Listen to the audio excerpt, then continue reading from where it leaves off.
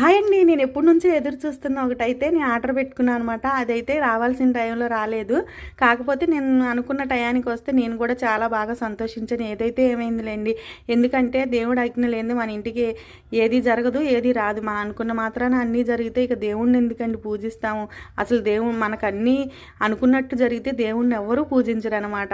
అందుకే మనకి కష్టం, సుఖం, బాధ అన్నీ కల్పిస్తాడు కాబట్టి ఆ దేవుని కొలుస్తాం. అందరికీ సుఖం ఇస్తే దేవుణ్ణి ఎవరు లెక్క చేయరు కదా.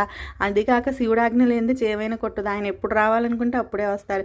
ఇంతకీ ఏంటా అనుకుంటున్నారా? నేనైతే గ్రీన్ కలర్ లింగం ఉంటుంది కదా, అదే మరకట లింగం అంటారు కదా, దాన్ని అయితే ఆర్డర్ పెట్టుకోవడం జరిగిందండి. దీంట్లో గంగాజలము అట్లాగే చందనం కూడా వచ్చిందనమాట. దాన్ని అయితే ఆర్డర్ పెట్టుకున్నా. కాకపోతే శివరాత్రికి వస్తే బాగుండు, పూజ చేసుకుందాం అనుకున్నా. కానీ దాని నెక్స్ట్ డే సోమవారం అయితే వచ్చింది. ఎప్పుడైనా సరేలే ఆయన నా ఇంటికి వచ్చేసాడు కదా అనిపించింది అనమాట. చూడంగానే భలే అనిపించింది. ఇదంతా చక్కగా గ్రీన్ కలర్ రాయితో తయారు చేసిందండి. చాలా బరువు ఉందనమాట.